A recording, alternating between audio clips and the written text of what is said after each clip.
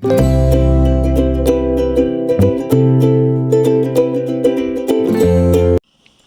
sejahtera, selamat datang ke channel Fels Lifestyle.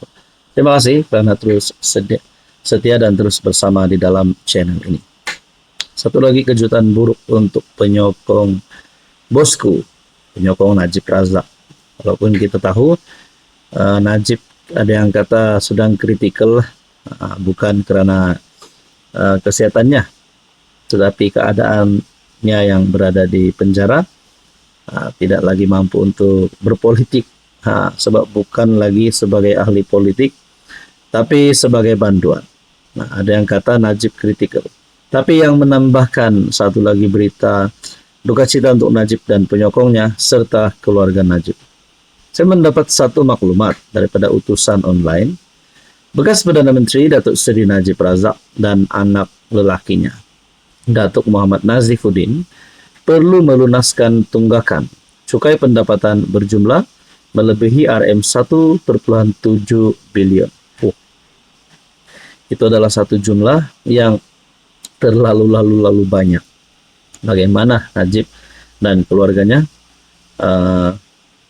boleh selesaikan perkara ini? Oke, sebelum itu saya perkenalkan. Ini adalah terapi imun transfer factor. Kepada Anda di luar sana yang ada masalah kesehatan, penyakit kronik termasuk kanser, kencing manis, kolesterol, diabetes, darah tinggi, penyakit melibatkan jantung, hati, buah pinggang, sakit sendi, sakit pinggang, apa semua. Terapi imun adalah jawaban kepada doa Anda. Produk ini halal, selamat, dan semula jadi.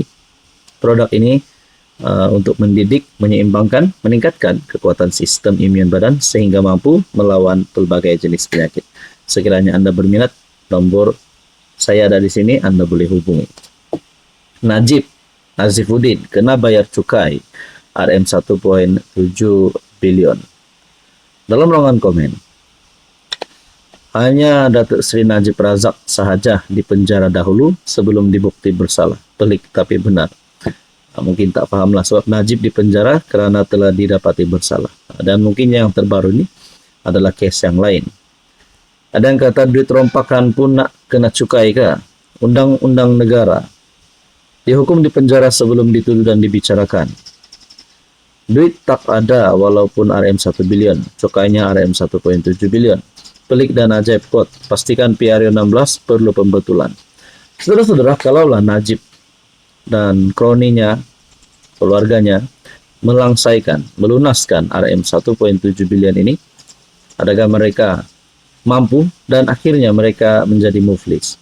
Ini satu berita duka cita untuk penyokong Najib Razak. Berkaitan isu ini, apa komen Anda? Salam sejahtera, selamat datang ke channel Fels Lifestyle. Terima kasih kerana terus setia dan terus bersama di dalam channel ini.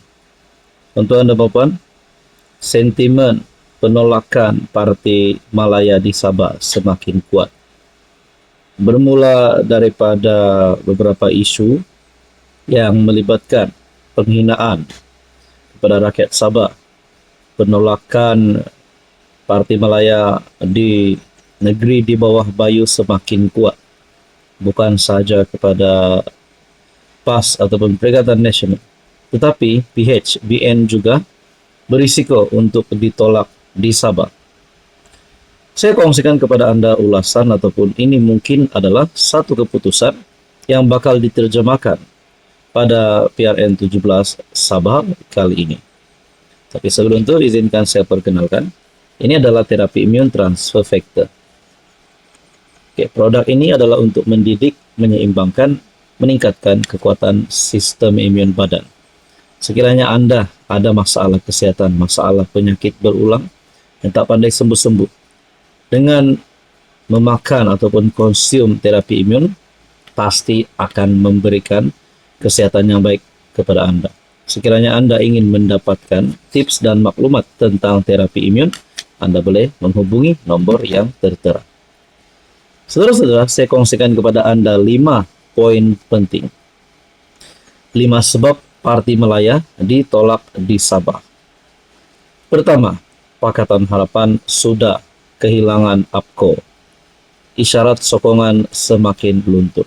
Walaupun PH memang kuat, kerana dipimpin oleh pengerusi PH yaitu Anwar Ibrahim, namun Iwan Benedik sudah meletakkan jawatan dan juga APKO pun telah keluar daripada PH.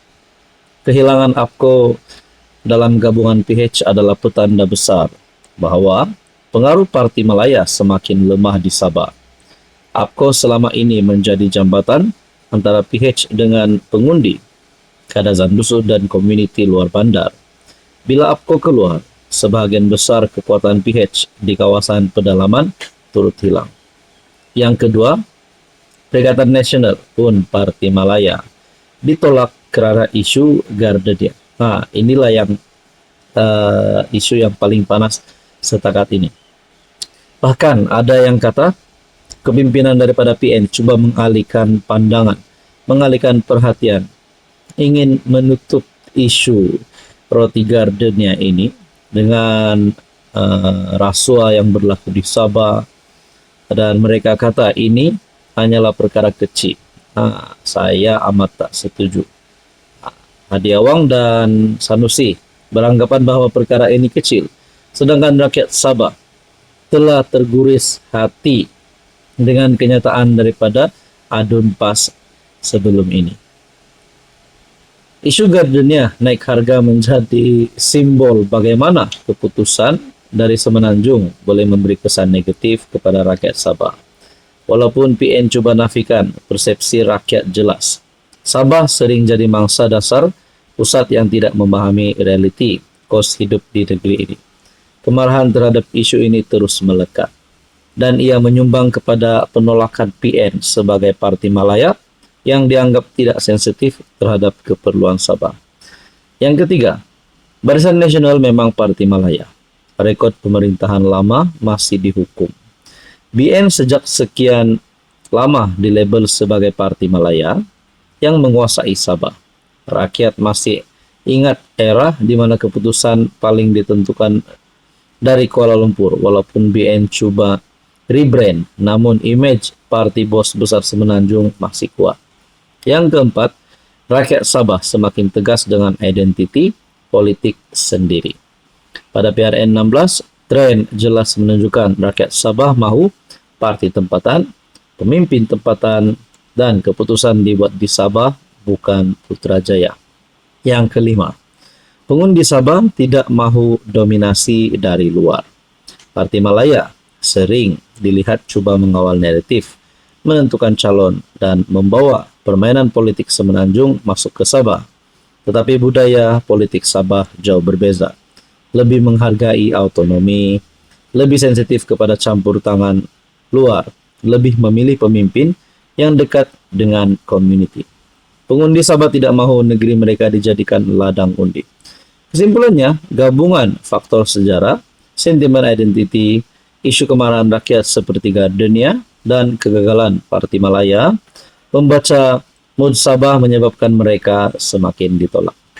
Saudara-saudara, apa pandangan Anda? Hai, hello, salam sejahtera. Oke, saya kongsikan kepada Anda produk-produk yang saya tag dalam video saya. Ini adalah Jeep Buluwo Men Sling Bag. Ramai yang minat bag ini, Jeep Buluwo Men Sling Bag. Kita ada Korean style glasses ataupun kacamata style Korean yang sangat viral di media sosial. Kita juga ada NY Head Bucket. Boleh guna di mana-mana. Jalan-jalan, nak memancing boleh guna. Kita ada dua warna. Oke, ini adalah NY Head Bucket. And then kita ada perfume yang viral yang ramai suka. EDP ataupun Desandra Men Perfume. Ini Desandra Men Perfume.